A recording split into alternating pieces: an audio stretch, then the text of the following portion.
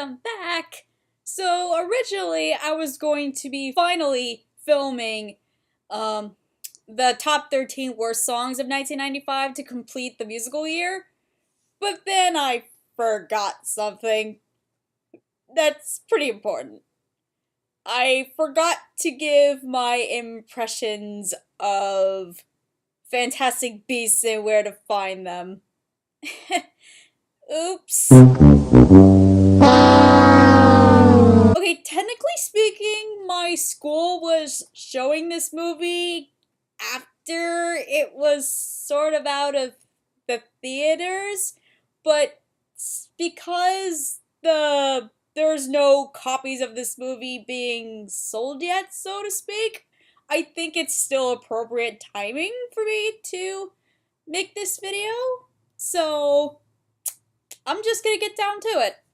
So J.K. Rowling said this was supposed to be a prequel to the Harry Potter series, and it does make a lot of sense because this movie took place in the 1920s and it surrounds a character that was not exactly talked about that much in the Harry Potter series, which I find very interesting, and in that instead of a sequel, which I don't know why people have not jumped on the bandwagon, at least in Hollywood anyway, I think doing a prequel on how the Wizarding world functions outside of England did more justice for the series than I think any sequel could have done.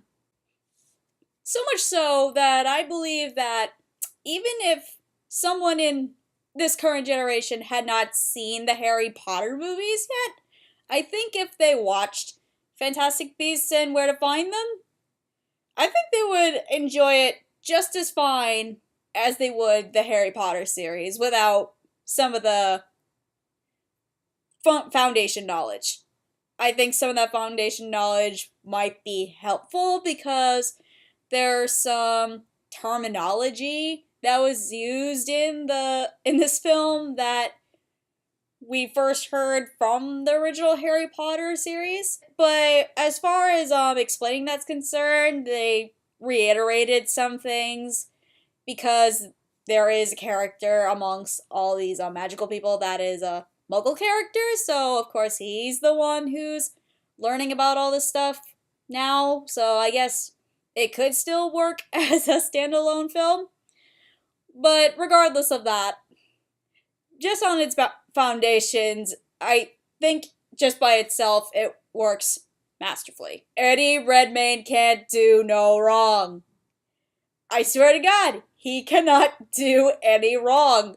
Because as Newt, he is the most intelligent, yet the most adorable human being or wizard being, I guess, that I've ever seen from film. Like, I mean, it's a typical Eddie Redmayne personality character, but it works. It completely works. Especially with the environment that this universe takes place. And even if you don't like Redmayne's performances or whatever, it's still a fantastic performance. And if this did not get or does not get any awards anytime soon, I will be very disappointed. Now, originally, I didn't think I was going to like Kowalski that much because I don't know, his appearance was like very off-putting. I mean, he looked like the very stereotypical New Yorkan from the 20s that he probably looks just as pompous as the next rich guy. But by the time that he got introduced into this whole giant mess of a plot, my God, did he get a massive improvement. Like, he got tossed into this whole different world that's completely different from his, and he did not expect to be thrown into this magic turmoil of him accidentally getting Newt's suitcase and all the magical creatures getting out. Like, he did not expect that, but once he finally, like, understands why these creatures are so important, he's loving it. He's indulged in this. It's like he doesn't want to leave this fantasy. It's like a child going into a dream. It's this fantastic dream, but they don't want to wake up. It's just his personality, and the actor who played him was perfect. Like, it was a perfect performance, no doubt. Tina, though, oh god, I did not like her personality at all.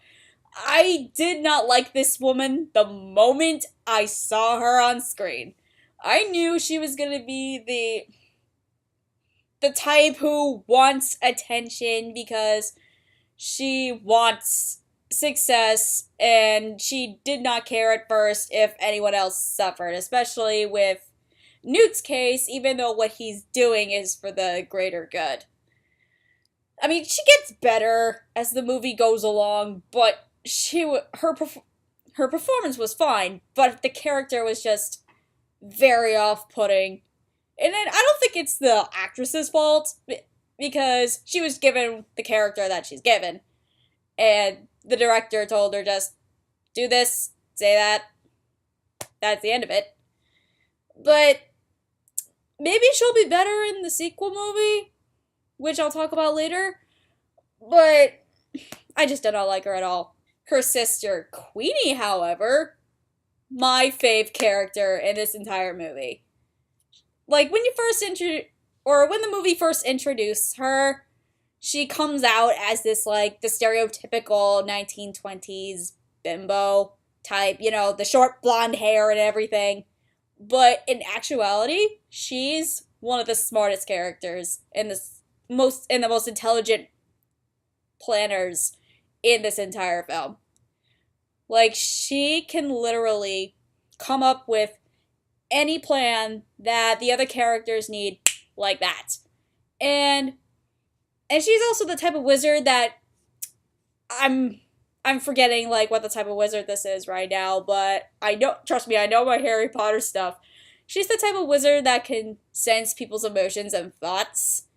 Like, she can sort of read minds, but then she can also read how people are feeling, even though they don't want to show it. And that also plays a core part to the other characters and their personalities, and I hope to see her more in the next movie, because, oh my god, she's so cute, and she's almost me. She's literally almost me. Originally, the CGI was going to worry me about this movie, because if there's one thing that Hollywood is obsessed with, it's using CGI effects. If done properly, the CGI effects could be like a giant work of art. Like, everyone's gonna be like, wow, this is amazing. If it's done wrong, people are going to get extremely bored quickly.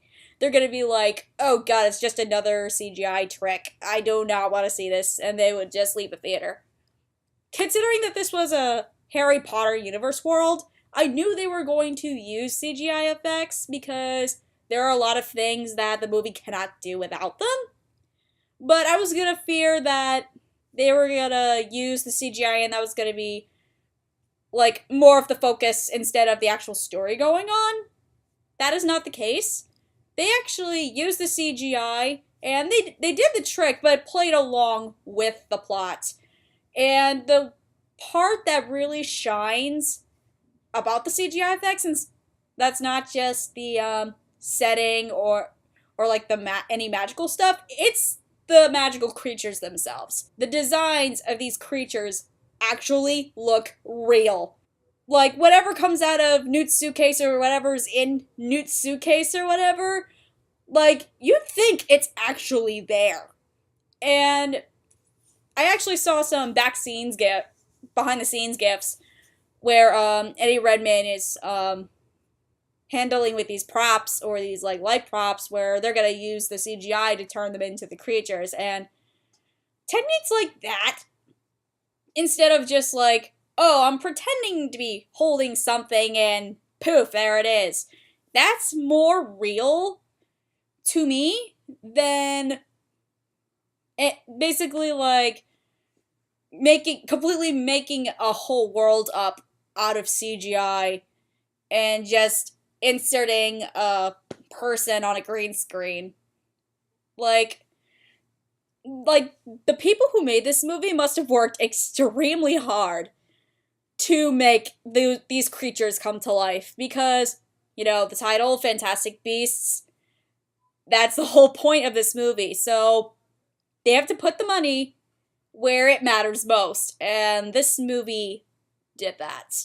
Along with the whole Newt losing his suitcase and the creatures plot, there's another side plot that goes on with this very creepy organization run by this woman, and let me just tell you, it's not a very happy side story, and it makes my blood boil every single time I think about it. The problem is, I can't really talk about it because the side plot will eventually intertwine with the main plot of the movie, and it's gonna spoil the entire thing. But I'm just gonna let you know, if you're gonna watch this movie, be aware of the side plot, and be aware that it's gonna piss you off. Not because it's bad, but because of the material that goes on into it. As I mentioned before, there's going to be a sequel to this movie. I believe that's coming out next year. Either the end of this year or the beginning of 2018. I'm not sure. I'm gonna have to do my research on that. But I also heard this was going to have a third movie, part 3, as well, which I hope they do. Because the first movie definitely left a couple of questions that still need to be answered, and it looked like to me that there was going to be more adventures with Newt inside the United States as the Wizarding World continues on instead of England this time. I mean, don't get me wrong. England and their Wizarding World started it all, and I love it. I love Hogwarts. Even though I'm a Hufflepuff on Pottermore, I'm still Gryffindor inside my heart. But looking at the perspective of America in the Wizarding World, like they have so many different rules. Well, considering this is the 1920s and not the late 1990s and early 2000s that J.K. Rowling originally wrote the Harry Potter series. But it was all so interesting to look at a different perspective for once, and I would love more movies to grasp upon that, and I would love to see more Newt in his creature adventures. So, I don't know, like I said, I think the movie's like out of theaters now, so if you guys can find this movie, like either streaming it on the internet or buying it off, buying it at the nearest DVD store, Blu-ray store, or whatever, please do. Especially if you were once a Harry Potter fan, you would definitely love this movie. And if you've heard of Harry Potter, but you really have not like got into the series yet, I bet like I said, if you watch this as a standalone, you'd be perfectly fine.